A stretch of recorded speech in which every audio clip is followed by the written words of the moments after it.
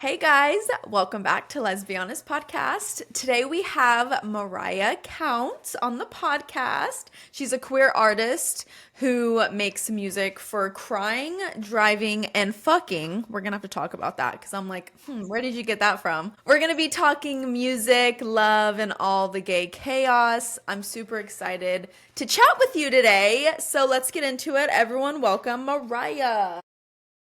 What's up? Let's do it. Let's get Let's into it. do Let's it. let's be honest, if you will.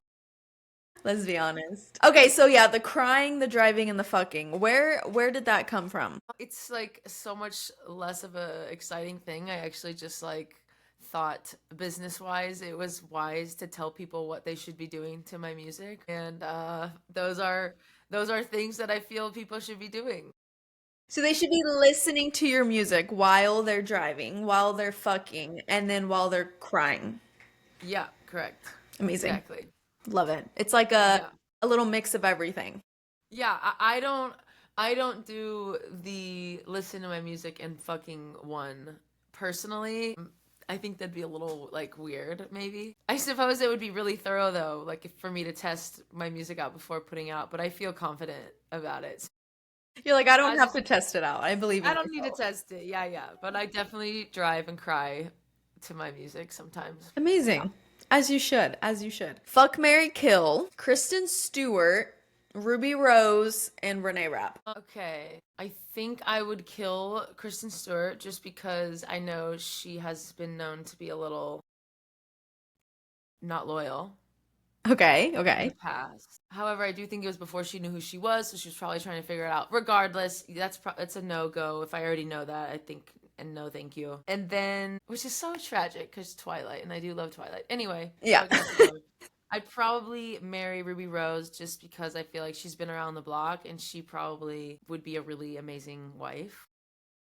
And then I'd probably have to fuck Renee Rapp because you know, she says like I'm a real good bad girl, but a real good kisser. Yeah, I'd have to test it out, see what that's all about. Period. All right, I love it. I love that. Okay, most unexpected fan encounter. Most unexpected fan encounter. I'd say I'd say the first time that I signed a tit was probably and I was like not expecting it just because I guess if you never have, you don't think that's an option. Like you see other people do it. But that's probably yeah, I was at Columbus Pride. I was headlining Columbus Pride and this chick came up with like tits out just like swinging everywhere and was just like, "Would you sign my tit?" I was like, "There's nothing else that I would want to sign since those things are just right out in my face." So that's probably the most like unexpected moment for me. Yeah, you're like, how can I say no to this? You know? Uh, Yeah. yeah, So you say you make music for crying, driving, and fucking. yeah. Which of those three would you say you're personally best at and why? Let me think. Let's not incriminate myself. I think I honestly really good at crying. Yeah, it's just like I want to say I feel as though I'm pretty good at all of those things. However, I am a really good crier. I cry at like everything. Commercials, the you're on the plane and they start playing that video on the screen in front of you and like I'm crying like and so I'd say I'm really good at that. Okay, that's Yeah. amazing. So you're like a little simp for everything. Correct. Yeah, super lover. Yeah, like just super empath. Yeah. I love that. I love that. Okay, what's your crazy hear me out? Like that one hot take or like weird opinion that people would be like, wait, that's actually like so true. Jeez, what is my hot take? Come on, Mariah. The speakerphone talking on the phone in public has got to stop. A And I 100%. fear that's not a hot take. I fear that is something that people are scared to say. It must stop. I cannot handle it. I feel uncomfortable. I'm hearing everything that this person is, because they're not just like, it's never just like a quick, like, hey, I'm at the store, like, what do you need? It's like, she did what? It's like, it is like tea, you know what I mean? Like, and it's deep family tea. It's not just like, Yeah, we were drinking and we were doing this. It was crazy girl. No, it's like Uncle Raymond did what? It's like that's what's happening on the phone. I'm like, what is Yeah. going on? Yeah, and everyone around is just kind of like, "Oh my fucking God, what Yeah, is going on?" everyone is watching and listening but not saying anything. Anyway, that's my hot take. I don't think it's a hot take. I think it's I an don't think that's a agreement. hot take at all, but I'm also the type of person where I'm nosy as hell. So like that's annoying. Like that is really annoying, but I'm also the type to be like, But like you're listening. yeah, Yeah. I'm like, what else? Yeah. What else is being said? Like, oh, Maybe grandma. that's also why I don't like it because I'm trying to shop, but I'm invested in this conversation. And now you're distracted. And Yeah. yet you'll never know the answer, right? That's the other part of the is like you don't get to see it through. They like walk It's away. nuanced. The whole thing is nuanced, and that's why it should be banned and it shouldn't be happening anymore. It should be illegal, actually. So, I want us to jump into your background with sports. I know you were a pretty serious athlete back in the day before music. So, what Yep. sport did you play, and how big does that like play in your identity, like right now? Yeah. Well, I grew up playing like pretty much every sport. I would say I played like baseball and softball for 9 years and played soccer when I was a kid. I played a lot of basketball. And then in high school, I narrowed it in to softball, basketball, volleyball, and track and field. And then in college, I did volleyball and track and field, which just field I threw like shot put, discus, hammer, jab. So I would say it's like my whole identity. Really, truly, it was like yeah, my whole identity is just wrapped up in that. Practice always in season for something, practicing constantly. Like I feel like I started my homework as a high schooler at like 9 p.m. Like or 10 because I'd be getting home from practice or an away game or whatever. So yeah, and then in college, it's like a full-time job. And I did do my first year, I did both of them. So I was in season full time, and like that's like a crazy full-time job in season in college. And D1, I'm like was traveling all year, which was, just it was wild. And then I just switched to just track and field. And then it really felt like it became a job because I was trying to earn a scholarship because I walked on to both. So I was trying to earn a scholarship. So then it really became a full-time thing. And yeah, it was just my identity for so long. And when I graduated, it was big, fall from the podium, I'll say, Hmm. because yeah, they don't really prepare athletes for the afterlife. The You know, the, afterlife. yeah, the post Yeah. yeah, post collegiate sports, they don't really prepare you. And so Yeah, that was a because tough that was a tough one. yeah, because in college, like your whole life is focused on like your sport, going to your games, practicing, like live, breathe this sport. And then once you graduate college, that's like taken away. And it's like, okay, like what should I do now? Should I get a job? Like, should I join like an Yeah. intramural? I can never say that word. Intramural, like sport team? Yeah. Like, I don't fucking know. Like, I get it. Yeah, in college, or in high school, it was the same thing. Like, my homework, oh my God. So, I played competitive soccer my whole life, and it was varsity at the school and then also club. And so it was like morning practice for like high school, and then after school you have to go to your your practice afterwards, and then you have to come home, and then it's just like yeah, homework. I don't Yeah. even know how I made good grades during high school. Like I I know. seriously don't know. It is really like I cheated a lot. I mean, yeah, come on. You had to. You I had to. did what I did. I did what I did and fine. So And we're here. sorry about it. Hate to say it, but And that's why I suck at math, because I cheated. Sorry, mom. Do you feel like the athletic background helped you build like the discipline and the drive that you have as a musician now? yeah. Yeah, it definitely did. And like I think, you develop those goal setting skills. And depending on the sport, I think you become really independent, like as far as going after something, achieving something, winning, I'll say. Like I definitely on the flip side of like how much it has helped me, which it really, really has, I think that was more so in like the first 3 or 4 years of this kind of music career, I'll call it. And I think at a certain point it does start to, you start to see the, what am I trying to say? You start to see the downside of having that like really hungry, passionate approach, like as an athlete, because, you know, you can't make people listen to your music. Mm-hmm. And you can't make people resonate. It just has to happen, Mm-hmm. you know. And I can hustle and make the content you know, work the people skills and go to every event and meet whoever, you know, I can do all that. And it really is, that really is a hard work thing, and work ethic and dedication and discipline to not be partying and just hanging out with my friends all the time because I have no schedule, Mm-hmm. you know. So it's helpful there, but I do think now I'm noticing the correlation that I have developed through sports of like success and winning, Mm-hmm. and the correlation with my happiness and my worth Mm-hmm.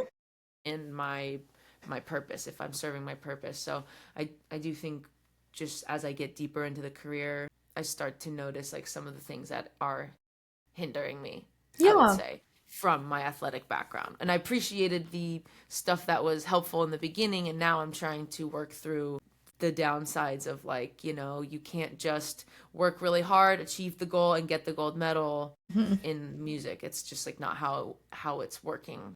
Yeah. Yeah, it's like in sports, you can be really good at something and you know, you go to like a tournament or whatever and you guys win and it's like, great, I feel accomplished.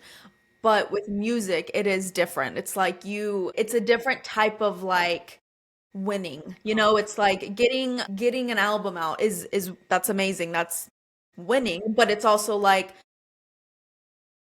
The I think reward doesn't feel, it yeah. doesn't feel like a reward when you paid for the album to be made and you just did it all yourself, and then like maybe it flops or no one listens. It's like, Yeah. what?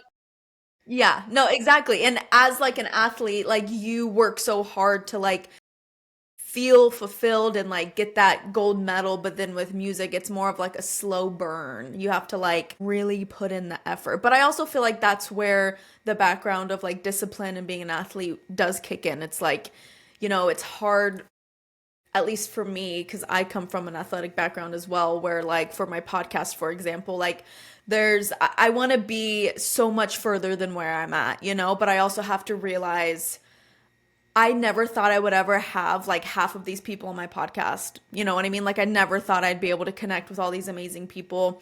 I never thought I'd be able to do this, and that. And it's from the discipline, you know what I mean? And like the end goal is always there, but it's always like you just have to be present and but keep that discipline because it is good to have a good end goal that's like, you know, you feel fulfilled at. Totally. Yeah, and I notice it. I feel grateful for it, especially in times when I am, you know, introduced or discover like other collaborators or artists that are in similar maybe scenarios, or they're starting out in their music career, and I'm reminded by my work ethic, because most people are just talking about doing it, and Mhm. you know, it's hard to explain to someone that doesn't have that same drive as you or work ethic, like, well, just do it. Yeah. Like it's hard, you know. It's like, oh, okay, you're like, oh, I haven't put music out yet. Oh, I'm working on oh, it's like, okay, you're just gonna do it. And it's like, yeah, it's a reminder to me. I'm like, damn, I'm just really grateful for that life. And then I go home and I have nothing to do and I don't know what to do, and I think, damn, if I wasn't just told what to do, where to be, and how to do all the things I was doing my whole life, like maybe it would be easier for me to be proactive in this creative Mhm. endeavor. But you know, pros and cons, pros and cons, and I definitely will take the work ethic any day, and then having to just sift through my correlation between success and happiness and balance in life, you know. Totally. Because like you are your own boss right now, you know, like you have to keep yourself organized. And Yeah, with like sports, you have a coach and you have teammates and you have people to like hold you accountable and like, you know what I totally. mean? But when it's like you know, a musician or me, a podcaster, we have to hold ourselves accountable and it's very Yeah. different. It's very different. You know what I mean? And it is like what you said after college. It's like, okay, so now what? Like, coach, where are you? Like, what am I supposed to do with my life? You know what I mean? It's like, what am I supposed to do? So it is like a big change. I mean, I feel like that's just like adulthood though, like just having to Yeah, fucking figure the shit out. Totally. And I think too, like it's like not having a team is different for me too. Like I'm used to, like, as far as volleyball goes, like someone does something great, like that's what they do then, and they make your team stronger, you know, like I'm used to that kind of mindset. And so it's different being alone all the time and not having your team. And I think also I've been so lucky and fortunate to have pretty much everybody around me support what I'm doing. But it is a little different, like the way people support sports and that type of thing is different than people support art. They view it as a hobby or something that is a choice. Like, well, you're choosing to do that. If you were an incredible athlete, you would have to do it. Like, there's no choice, you know, like, and so I'm really lucky that people in my immediate life support that, because I think it would be hard for me to be pursuing something where I went from everyone supporting me in sports and like bragging about me and being so proud of me to go to this, and if they weren't supporting me, that would be really tough for me. Mm-hmm. So I do feel really grateful for that, and can acknowledge that there are people that probably feel more lonely than me. So grinding back in the day was like, focusing on your sports, getting your shit done, your homework, whatever. So what Yeah. does grind look like for you now? Mind. It's so funny. My mom, like last year, my mom asked me, she's like, so when you say you're working, what are you doing? She like, I'm like, Mom, you're making me feel bad about myself. I'm doing so many things. I don't know. Yeah, grinding for me now is stuff like this is an example, right? Because there's so many different facets. Like I know for your podcast, there's so many different facets that you need to worry about. And so for me, one thing would be like booking, right? So I do have like a booking manager agent. It's a really good friend of mine, and she mostly steps in for things that I don't need to be dealing with, negotiating, whatever. But I do mostly everything else. I do hours and hours and hours of research, filling a Google sheet of all the prides or all the music festivals that I know of. Mm-hmm. And then I go and do more and more hours trying to find out what their application process is. If I can't apply right in that moment, I have to put in the date of which the application opens, and then I put the deadline. So that is one really tedious thing that I do, and that would be an example of like the grind of just like hours and hours of research, and then hours and hours of applying, and then hours and hours of creating the assets that you need to apply, and then digitally, and then perhaps hours that you need to actually create the art to make it digital. Mm-hmm. So that's kind of like I don't know if that waterfall of like grinding, how that looks. It's one thing to be like, okay, you're gonna focus today on applying, and then you're like, okay, you need a high resolution photo. Okay, I need to go take the photo. Okay, now you need an outfit for the photo. Okay, but does it match with the album? Oh, well, what's the look of the album? Well, I don't know, what's the album about. Well, I don't know, I haven't finished the album yet. Okay, now we got to finish the album. It's right. So it's so much. Yeah, yeah. And everything I just said is really not a lot of creativity. It's not a lot of being the artist. So that's to me what grind looks like. Mm-hmm. And then there's, of course, like I'm constantly trying to collaborate with people. Mm-hmm. And because I'm 5, 6 years into the of the music career, I've kind of graduated from just working with like anybody, even if they're not at the same level as me. Right now I have to kind of level up and be a little more selective and make sure I'm being really intentional with who's in the room. So now I'm grinding on my personal skills, so I can make sure that I'm like vetting properly, but being, of course, really kind and also paying it forward. Like I never want to feel like I'm gatekeeping things, but also knowing your worth and knowing how I've been working for 5 years and I have all this knowledge, and I can't just be sitting for hours and helping someone for free. There's just so many Yeah, different parts of the grind, yeah. and just constantly trying to be like the best version of myself while I do it. And also keep in mind, like, I was once 5 years ago when I didn't know anything. Mm-hmm. And so, yeah, that's, I guess that's what the grind looks like. It's not very luxurious.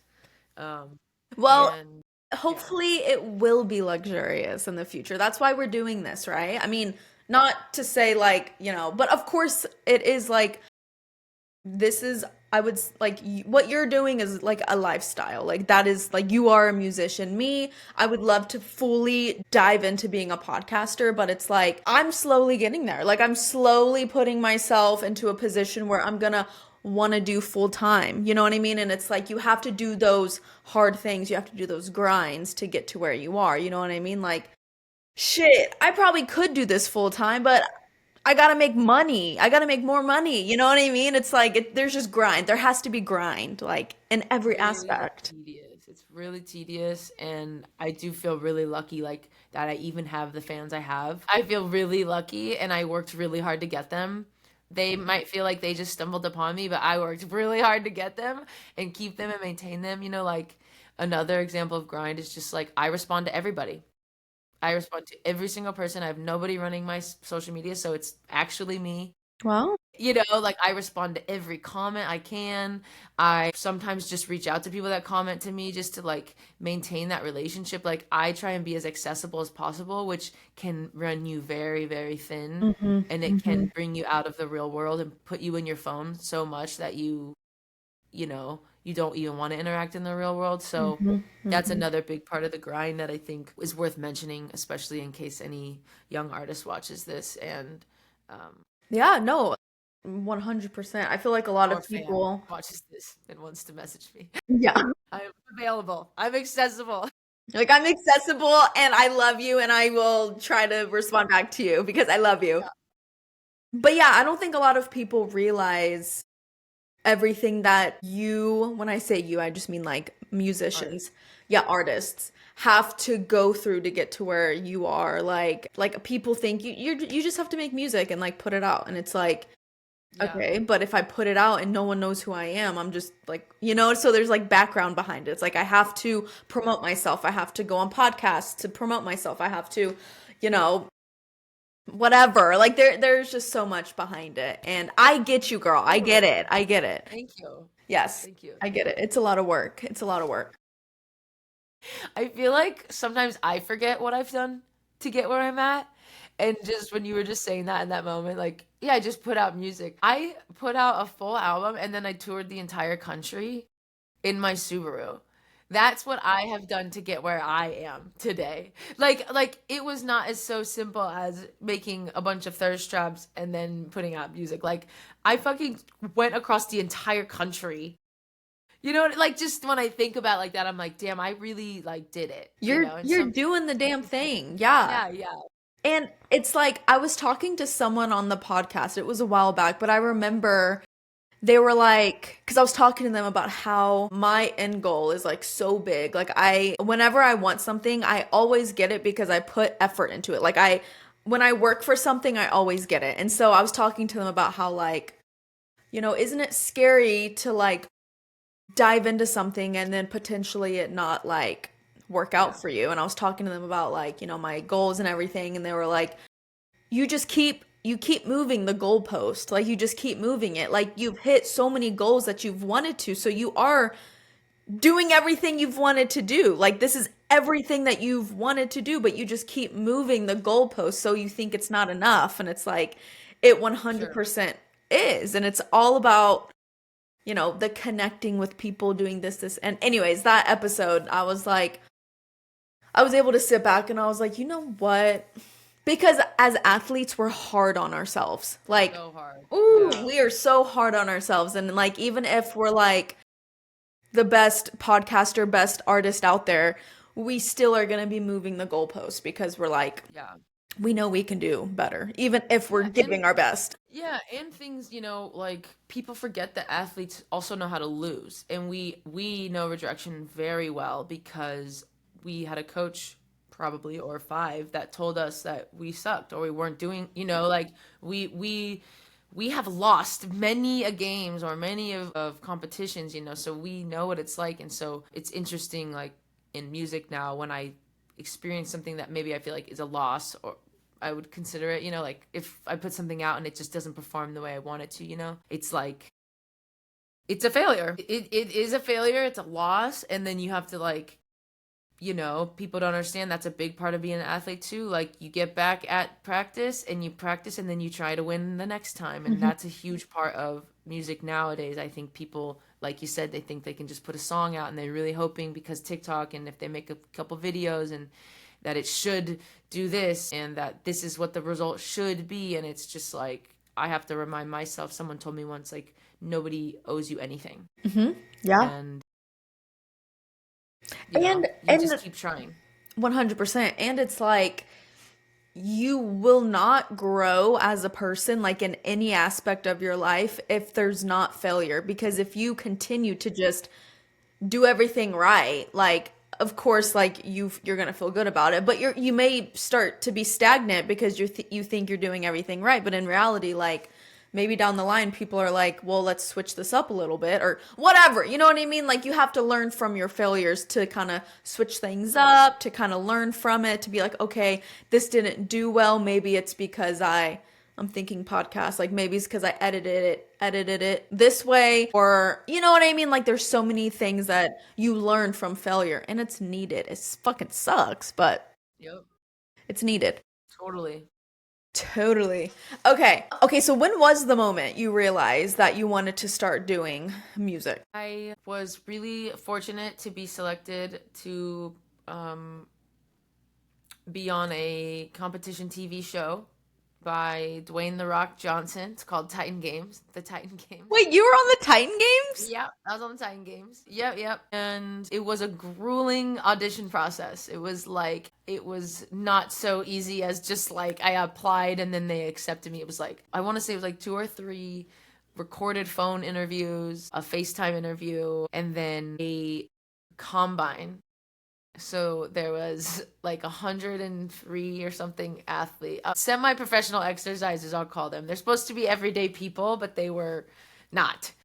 I'm gonna call them all athletes. And it was like basically like the NFL combine. And we went to this huge warehouse and there was like six different stations where we were getting tested for things. So we did like, deadlift and your mile run and an obstacle course training being timed. We did like your vertical and your broad jump and your like 50-yard dash.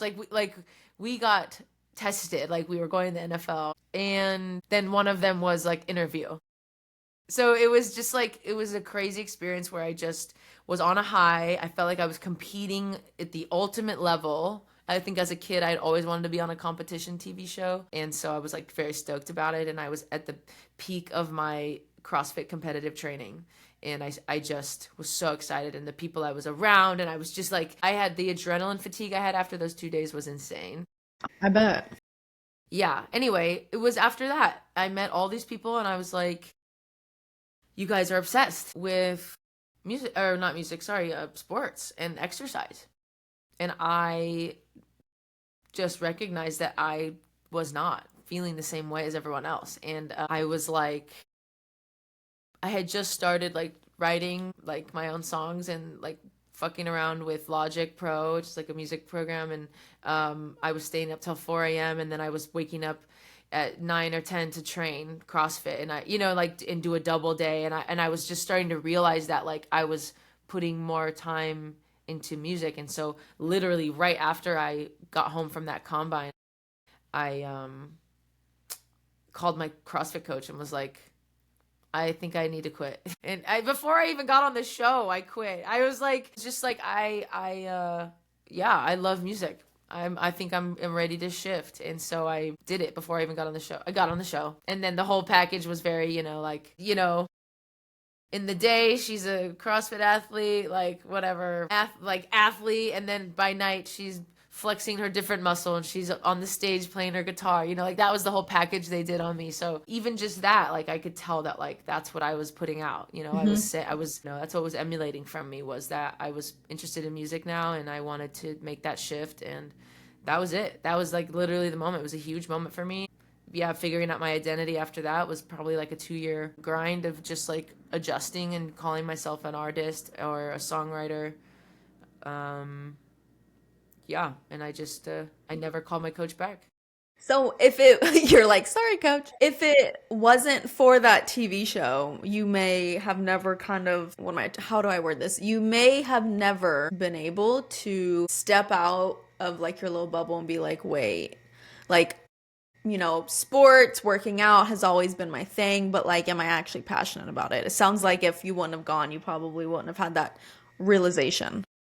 Yeah, I don't know if I would have. Yeah. Who knows? Yeah, I really don't know. I was so deep in the CrossFit training. I really wanted it, and yeah, I don't know if I would have had that realization So and realized that. what made you want to do CrossFit? Because that's like hard shit. I tried it a couple times in college with my dad, like over the summer or something. If my 2 weeks I had to go home, I would, you Yeah. know, and then my coach like banned me from it because I like leaned out and I needed to be a little heavier to throw, and so I didn't do it for a while. And then I turned 21 and I needed a job because I needed some money to go out and do participate in activities that I wanted to participate in. There was like an ad for like a cute girl at the front desk at this gym, and it ended up being a CrossFit gym, and I was like, that's me, I'm a cute girl, put me at the front desk. And so I worked this summer job or whatever, and then I just worked there for I just worked the front desk, and so I kind of like would sometimes CrossFit.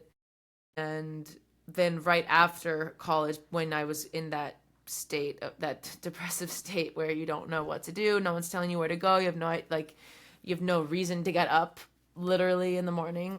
I went hardcore into CrossFit, and then my body kind of rejected it actually, and I had to take a break off the sports and the training. And then when I was ready, I just went right back to it, and I kept working at that gym and ended up, becoming a coach, and I ended up managing the gym, and I've been at the same gym for almost 11 years now, and it's Mhm. just became my whole community, I would say, because I love the community aspect of it. Yeah, totally. It's Yeah, like and then it makes yeah, I don't know. sorry for interrupting you. It makes sense though because the community aspect is kind of like what you had in, TV. your sports. Yeah, so you probably wanted that. All right, so going back to music. So Yeah. when you were growing up, did you have any like early like queer, musical influencers? I don't know how to word that. Just anyone you looked up to that you were like, I like their music. I kind of want to make music that's kind of like that, or just someone you just looked up to in general. Sure. I don't know if I looked up to people because they were queer in the music world. Like I Okay. was really obsessed with Avril Lavigne. I was really obsessed with Usher, actually. You know what's so funny? I do these events here in Austin and I like interview people, just like do fun little clips. And one of my questions was like, who is like your queer who, who was someone that you realized like you were gay, or like who was the celebrity that like made you realize you were gay, something like that, whatever. Almost like, I'm not kidding, like 8 out of the 10 people said Avril Lavigne. And I was like, Yeah. that is, I guess she's like this gay icon, but she's not gay, right? Oh, no, I don't think so. No, she's not. I don't think so either. I don't think so. She was just so, herself. And I think part of being queer is being yourself if you Yeah. are queer. Yeah. So, yeah, I don't know. I think her music really spoke to like just the generation in general. Yeah. And so, yeah, I listened to a lot of Avril, I listened to a lot of Usher. I really did like a lot of like R&B sexy stuff, I guess. I guess I've always liked sexy music. Yeah, Yeah. it's just kind of something I've really always liked. And Yeah. and I'm trying to think if there was any like queer I feel like there were a lot of men that I because I am, I will technically say like I am pretty bi. Hmm. As the time goes on, I become and the world evolves how it does, I become less and less pulled to men. Hmm. I would say, but I am like that is like part of my identity, and I do find myself struggling with navigating that in the world when people are so into labels. Hmm. Hmm.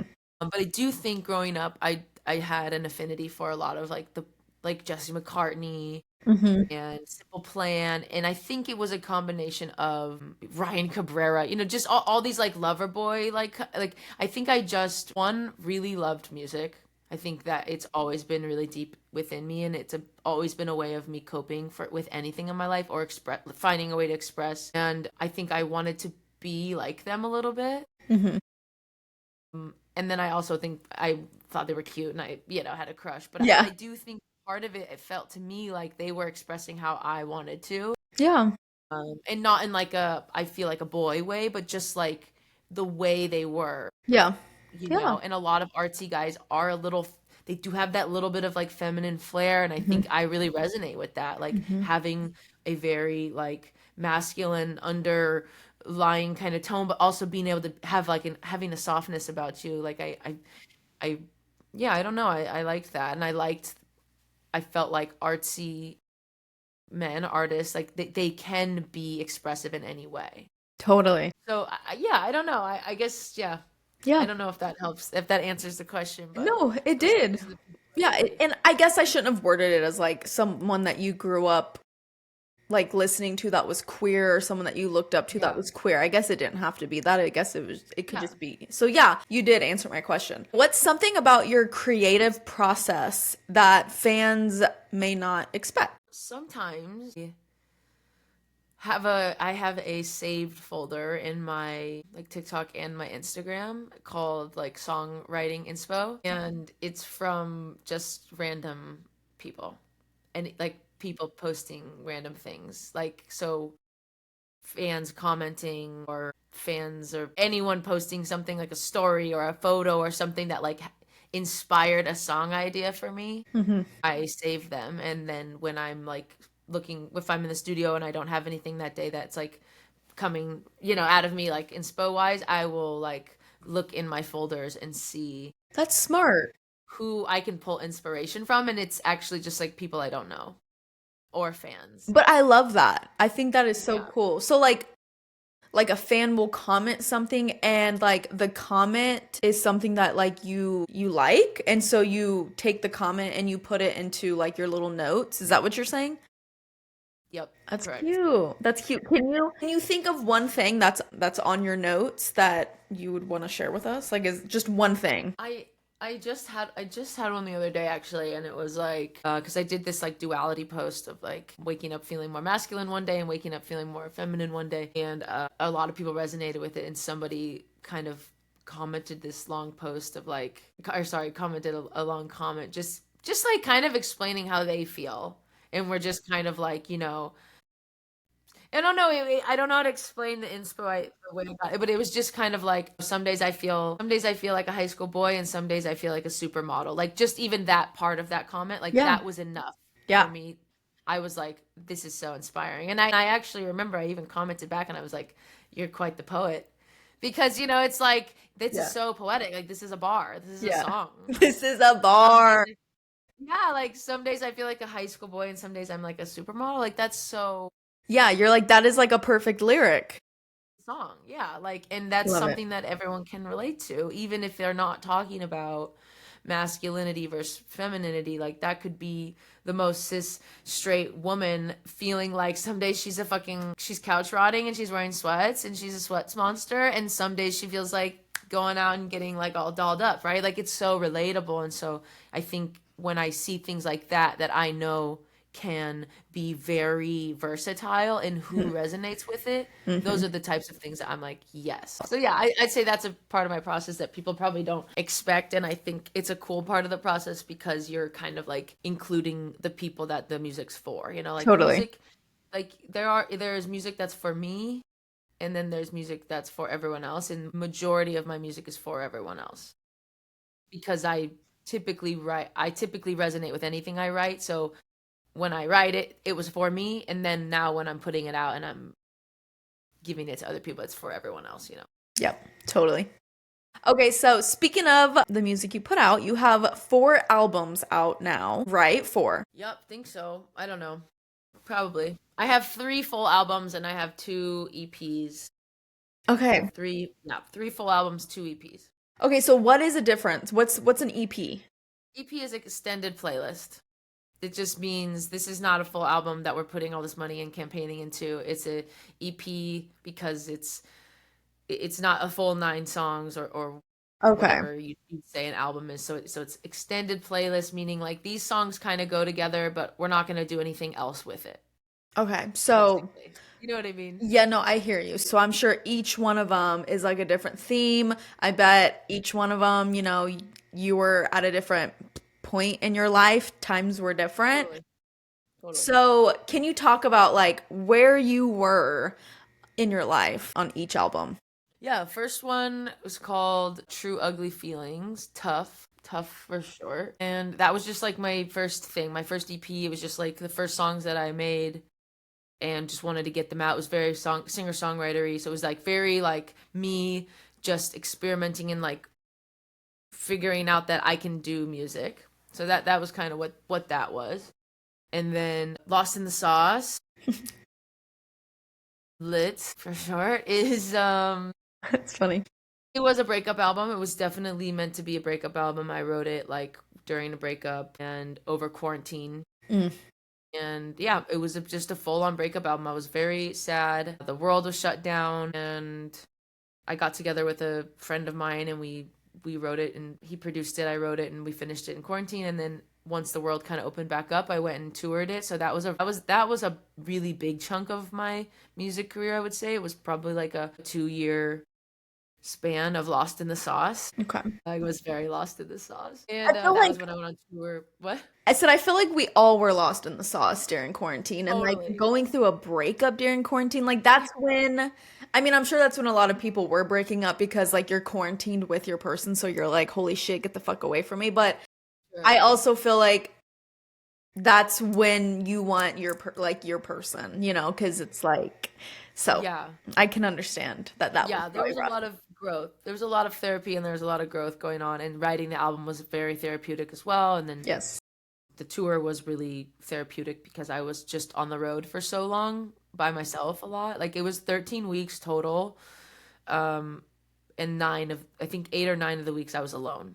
So Wow. it's a lot of time to be kind of post breakup and touring these songs that you wrote during a breakup, because people forget you write this, you experience whatever it is, then you write about the experience, then you record the songs. So that's like 3 times you've had to relive the experience. And then Mhm. you go and tour it and you perform it in 63 times. I did 63 shows. It's like it's very masochistic. It's just Yes. so funny. Anyways, that was that era. I was sad lover girl era, I would say.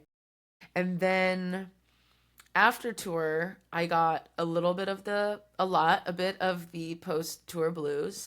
Mhm. And there are a lot of interesting, weird things that happen when you leave your home for that long. And I felt very alone, and I didn't feel like anybody missed me. And because nobody really called me at all, just to be honest, it felt like none of my friends really missed me. It felt like everything kind of was moving normally at home without me. Um, and I also, it was very, very, very, very eye-opening to go across the entire country and experience so many different humans and experience the type of kindness that I experienced. I felt very impacted by that. And it can make you feel really insignificant. And it can make everything feel really insignificant when you realize like that there are just so many people out there that everyone actually just wants to connect. Mhm. That was a really like once in a lifetime experience, I think, for me. And so when I came back, I was really depressed. Mhm. So I'm getting like emotional about it, but I was really depressed, and I had watched the MGK short film. I don't know if you've seen that, the down tickets to my downfall, or downfall high or whatever. I think it's Tickets to My Um, Downfall, I thought. that was the album, but then there was like a short film that he did with Lil Okay. Huddy. Okay. Anyway, it just inspired me because when I was in high school, I had had this idea to. It was a very morbid idea, but I had experienced a lot of loss in my life, and I just understood the like preciousness of life and the fleeting, you know, reality of it. And I had this idea to write like letters to people that I love, just in case anything happened to me, and like put them in my room, and so that, if something did happen, like I wouldn't be gone and not having been able to say some last thing to people, because I had experienced that where I wanted some last words from some people that I lost. And so anyway, my friend in high school was that is a little suicide-y and it's too morbid. And I was like, okay, so I didn't do it. And so after tour, like towards the end of tour, I would say I had watched that short film for the second time, and it just re-inspired that idea. And I was like, you know what, like, no, like I'm gonna write those letters. And so I actually started writing like song letters in song form, and so that was my next album, and that was called Parting Gifts, and it was just like all these songs that I wanted to leave behind when I was gone, for whenever that is gonna be. Not that I'm planning on it, but it just, it was just something that it was the most like connected I'd felt in a while since I had written Lost in the Sauce years prior. I was touring it for so long. I was like, I finally felt inspired, I went into a pretty deep hole of it. I didn't leave my house very much. It was actually a really dark time for me. And I was still feeling like my friends didn't love me. I was just feeling really alone because Yeah. because when you write about death so much too, you're like, you realize like that everyone's just gonna die, and like it upsets you that not everyone else is thinking about death. And, like, No, yeah. yeah, so I get it it. was a dark time for me when I wrote that album.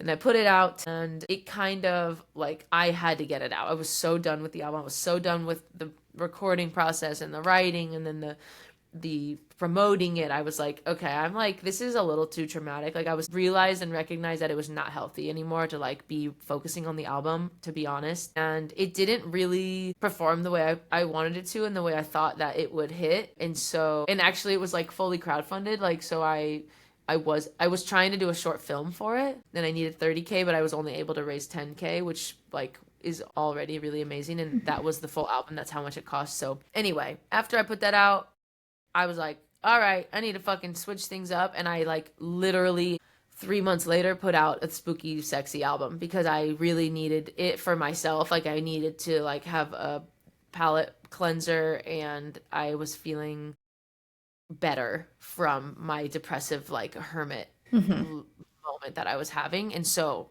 it pulled me out of it, and I got the sexy shit going, and I got it out, and I like promoted it a lot, and that one ended up being like the most successful release that I'd had so far. So that was kind of like where I got kind of uplifted out of this dark kind of hole that I was in. And that was like a really nice way to come out of that because I felt really excited about making the content.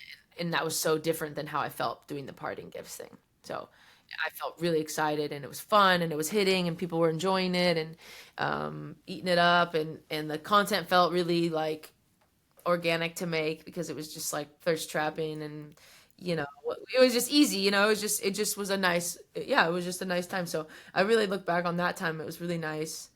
And then can't remember when the Christmas album happened. It happened sometime in between all that, but I put a Christmas EP out. I want to say it was maybe before that. And that was really fun because I did a whole short film, and I just love Christmas so much. And that was actually just a really happy, happy time. And I rushed that out. Like I'm always rushing shit out because when you're an artist, it's hard to, an independent artist, I'll say, you have a hard time keeping the passion on something you wrote 2 years ago.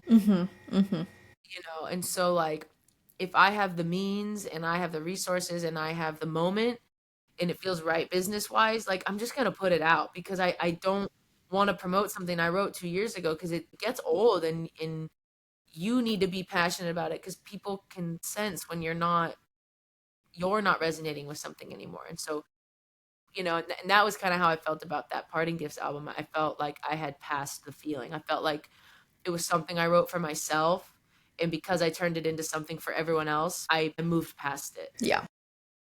So yeah. I love putting shit out like quick like that, and I put singles out here and there, and that's really nice too. So, and now I feel like I'm in a better place, and I haven't written anything too dark in a while. So Well, it good. goes like this. Of course. I mean, yes, that's normal. And what's great about being a musician and writing your own music, it's like it's therapy. Like it's literally therapeutic. And like that's the cool thing. Is like that you can do whatever the fuck you want, you know? Like you can put out whatever you want. But those dark times, yeah, they can be rough. But, they got you some good albums.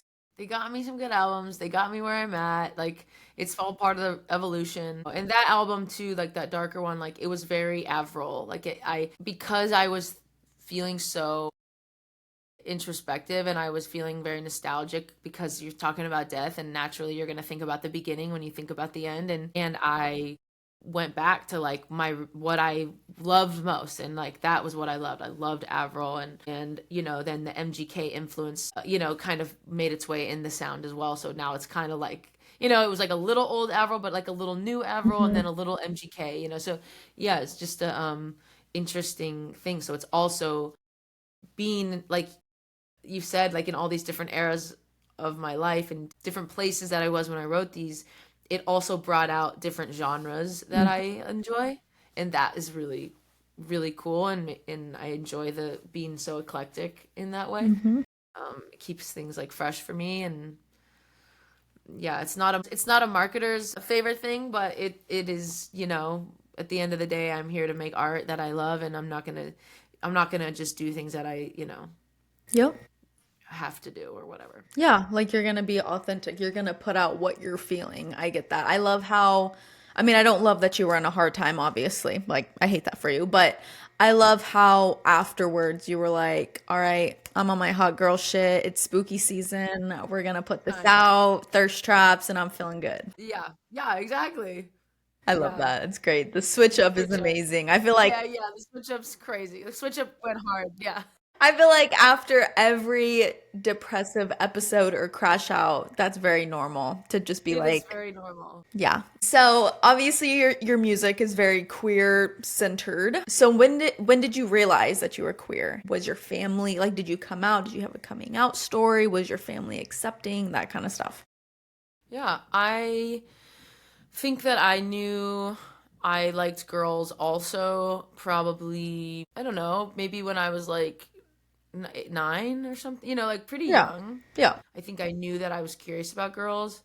And I definitely had some friends that we did weird things for sure. Yeah, like looking back, and I've like confirmed that with them. I'm like, hey, we used to do like weird things, right? And they're like, yes. I'm like, okay, cool, yeah, yeah. I figured. I've always been here, just yeah, okay. And so I would say pretty young. I'd say pretty young. I'd say when I was a kid, my mom probably clocked it. I guess I haven't explicitly like talked to her about like you knew, right? Like I haven't talked to her about it because it was a little tumultuous when I did come out. But there was definitely like friends I wasn't allowed to hang out with anymore because I think she just knew that weird things were happening. It's funny how you're saying weird. Yeah, well, I don't want to like get too specific because we don't need to do that. I was too little. I feel like it'd be like inappropriate. But yeah, like weird stuff. Kids do weird things. Kids do weird things because Been they don't there. really know. I've been I know. Most women that I speak to that are queer, they are like, yes, I had a friend and we used to do weird things on sleepovers or and I'm like, yeah, it's curious, it's totally natural, it makes total sense. 100%. So It was yeah, I do consensual. think yes, it was. Yes, thank you. Thank you for adding that. Consensual weird things. So I do think that I was really boy crazy. I really did. Like, I really did love boys, like, a lot. And I think once I got older, like, I pretty much had boyfriends since like sixth grade and on. And so there wasn't much opportunity for me to have experienced a girlfriend, or I guess, like, or like, even just like have a moment where I'm like, wait, like, I think I like girls, or I think I want, and I think back then too was totally a different time.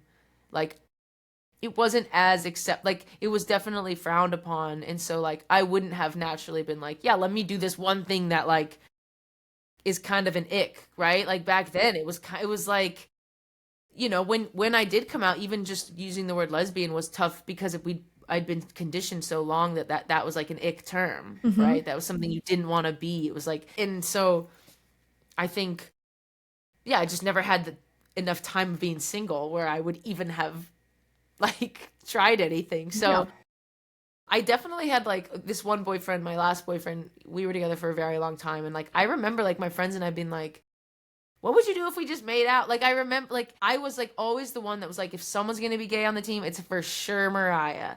Like, and it was not a secret, you know, it wasn't ever like a secret. And I didn't really fight it. Yeah. Like I just was kind of like, probably, like yeah, probably. I had so many girl crushes, like some girls that I probably had a crush on, or that I just like wanted to be like because they Yeah. were hot. But I was acknowledging they were hot, right? Not everyone was acknowledging girls were hot.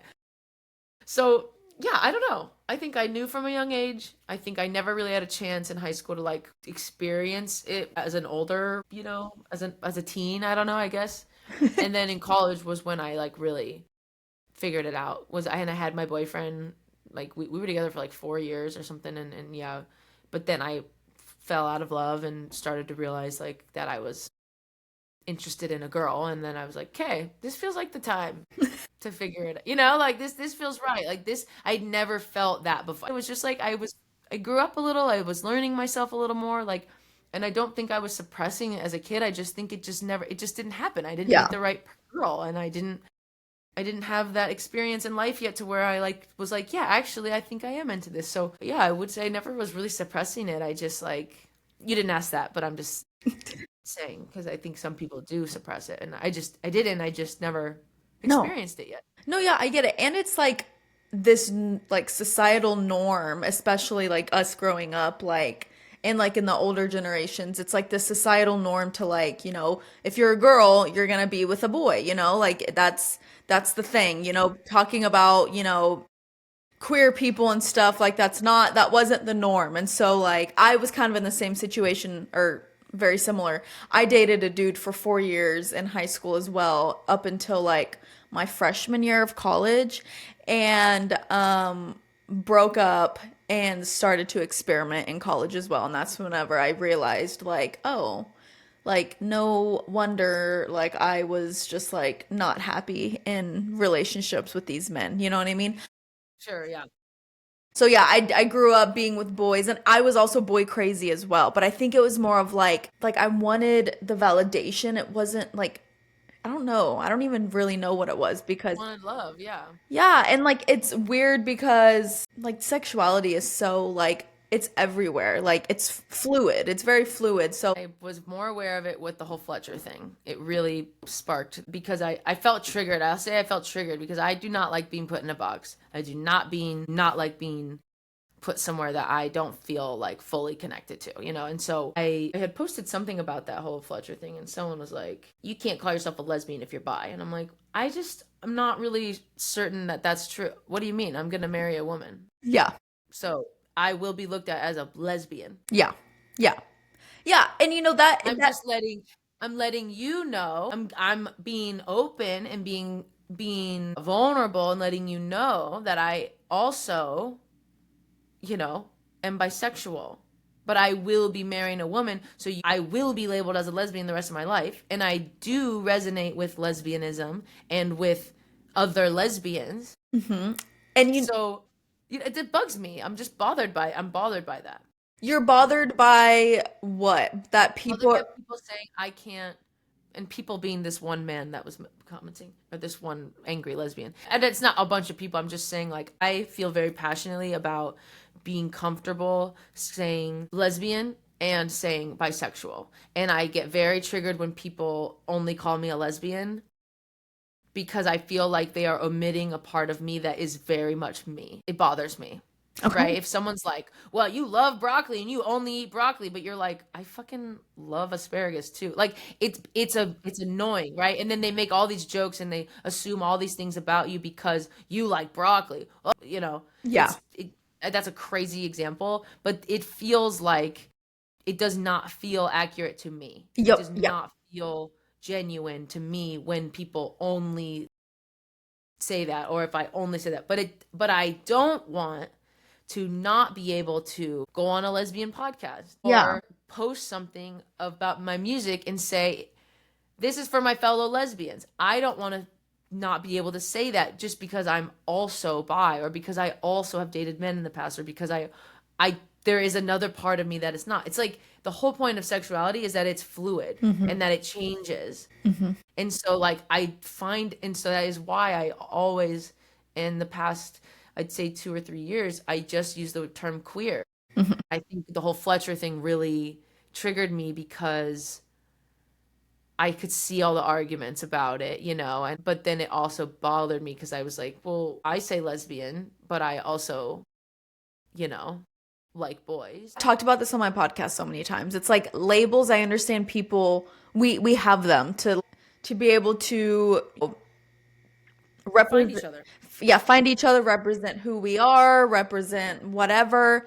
But also it can be tricky, like for example, like Fletcher or like JoJo Siwa, like their whole image is being a lesbian, and like men were not in the picture at all. So then whenever a man floats into the picture, the lesbian community is like, what the fuck? Which I really didn't care anything about this. I was like, sexuality is fluid. Like, homegirl thought she was a lesbian and now she's not. Okay, like, can we get the fuck over it? Like, I thought it was stupid. But I see as like labels can be so frustrating, and I understand what you're saying. You're like, I am bisexual, but like I don't want to be put into like this box. Like I want to be able to still represent myself as a woman that still that loves women, but also a woman that might want to dabble in men sometimes. You know what I mean? And It's like, and I don't want to dabble in men. I'm just saying it does feel disingenuous to not acknowledge that part of myself that does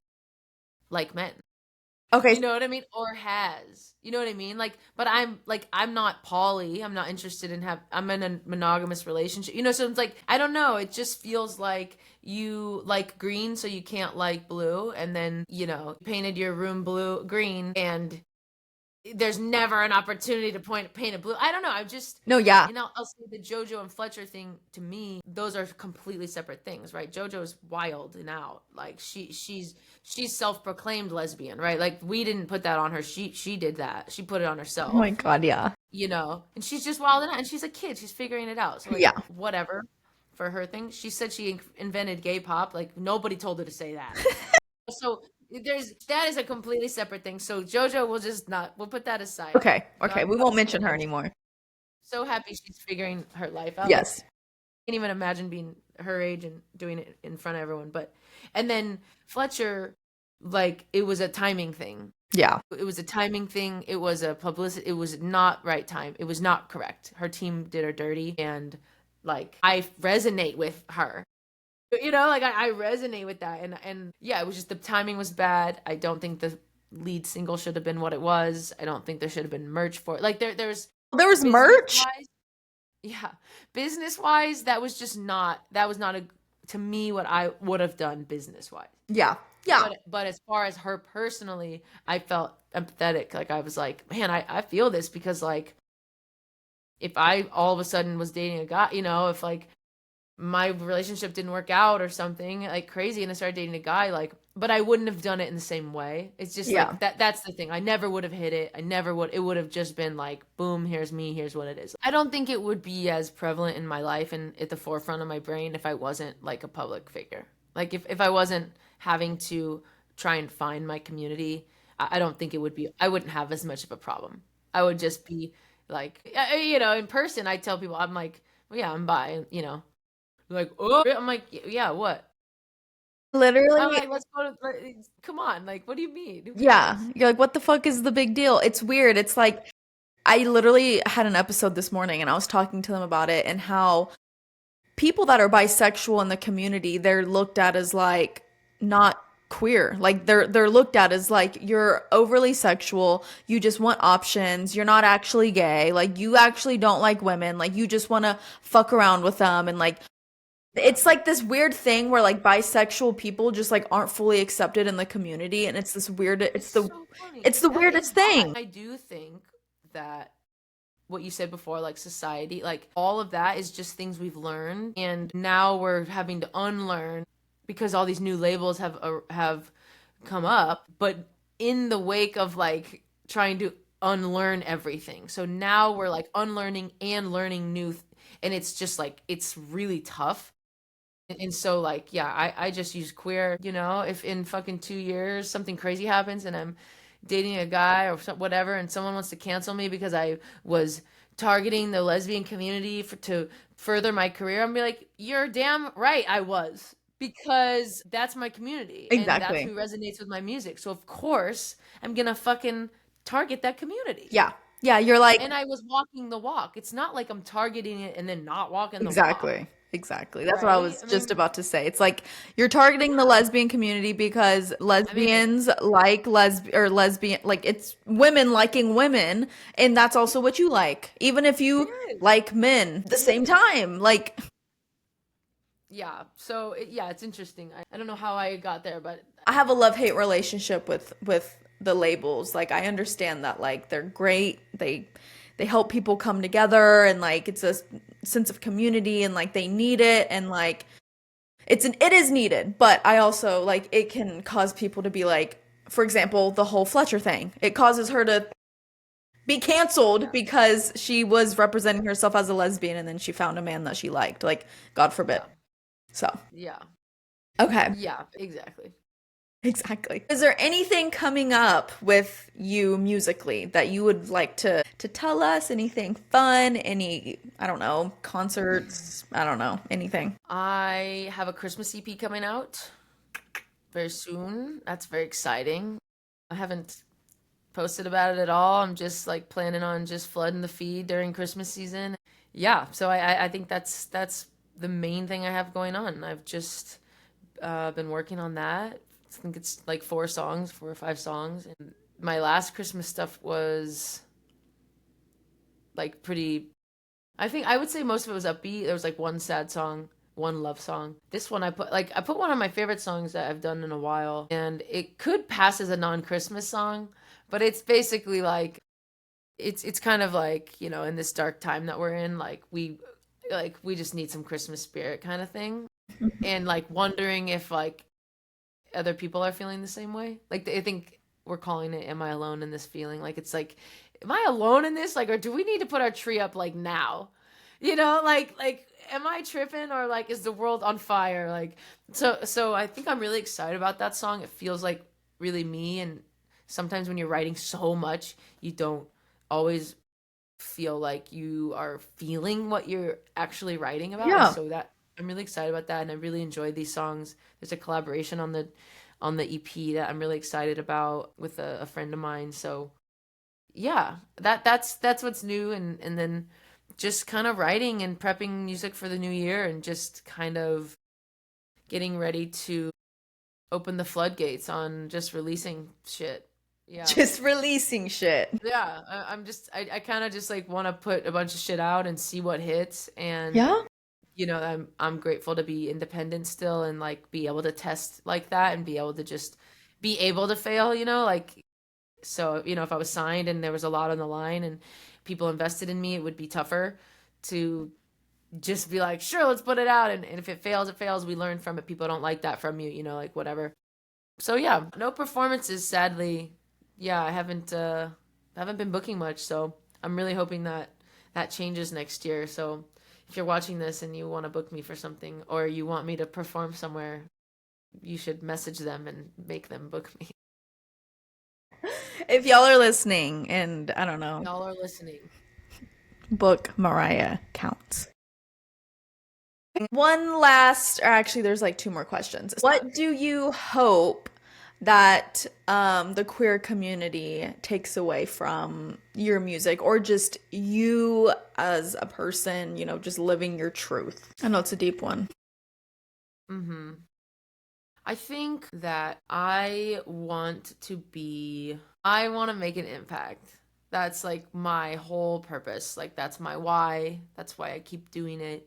It's why I cry all the time and struggle through and keep grinding. I want to make an impact, and the impact that I want to make is making people feel less alone in like whatever it is. If it's a fantasy, if it's something sexy, if it's something kind of dark that like we don't talk about a lot, and so you're not alone, and here's some music to cope with that. I want my music to be a way for people to communicate. I can remember growing up and sending songs to my friends or my boyfriends, because it said exactly what I wanted to say, but I didn't have the words and I didn't know how to articulate it and it was perfect. I want to be that for people. And I want to, like I said, be a soundtrack. Like I want to be around when people are making memories. Mm-hmm. Like I want my music to be a part of somebody's nostalgia. Mm-hmm. And I want it to bring like some form of like companionship, like like whether it's like, man, when I was really sad, like remember back at that time, like, and they remember like they were listening to my music and it Mm-hmm. made them feel seen and heard. And I feel like a lot of artists say that, and I really resonate with that. I just want people to feel less alone, because that's what music did for me and it still does it for me. Mm-hmm. And so yeah, I want people to feel like I'm right there with them and that I'm experiencing the same things they are, and that I'm saying things that they want to say but they don't know how to. Yeah, I think that answers the question. Well, Mariah, thank you so much for coming on. I loved talking to you. I knew our conversation was going to be amazing. I'm happy you were finally able to come on. So thank you so much for coming on. Yeah, thank you for having me. Of course. And if you want, you can drop your socials, let people know where to find you. You can just Google Mariah Counts. That'll get you just about everywhere you need to be for me. Okay. But no, TikTok is like just Mariah Counts. Instagram is MC Schmammer. I'm not gonna spell it. You can type in my name. It'll come up. You can find me everywhere.